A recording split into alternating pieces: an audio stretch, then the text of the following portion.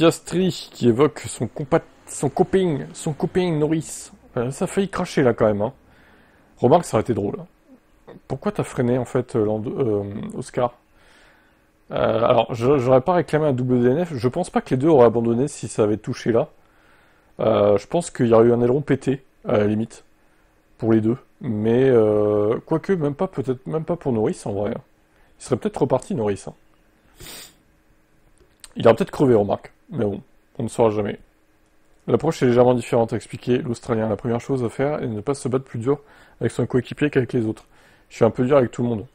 Bah, en vrai, tu dois te battre durement avec ton adversaire, quel qu'il soit, même si c'est ton équipier. On s'en fout. McLaren va largement gagner le constructeur. Qu'est-ce qu'on s'en branle qui s'accroche au pire. Hein. Là, c'est encore un doublé. Je veux dire, ils écrasent la concurrence. Il n'y a pas d'autre terme. Hein.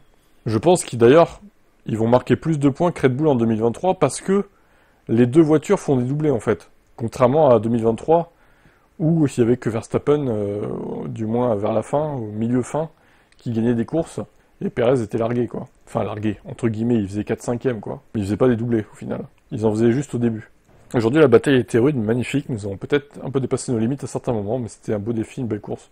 Quel que soit le résultat, tout s'est déroulé comme prévu. Ok, bon, bah, on passe à la suite, alors. Hein. Moi, je continue de dire, contrairement à vos commentaires, que il s'est un peu fait voler quand même. Et à mon avis, c'était pas sa décision de rester en piste pendant 4 tours.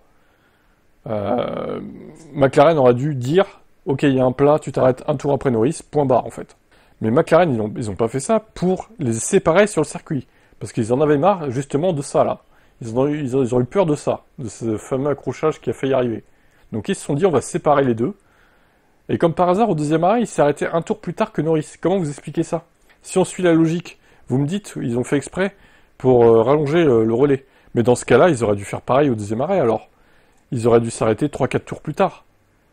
Ça aurait été logique. Alors comment vous expliquez qu'il s'est arrêté qu'un tour plus tard du coup? Bah ouais les gars, ça prouve bien encore une fois que c'était fait exprès pour les séparer sur la piste. Ça j'en démordrai pas. Hein. Vous êtes d'accord ou pas? Pour moi c'est ça qui s'est passé.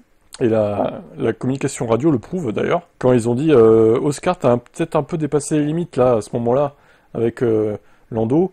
Donc voilà, à ne pas refaire s'il te plaît. Voilà. Bah à ne pas refaire évidemment, s'ils étaient séparés sur la piste, il l'a pas refait quoi.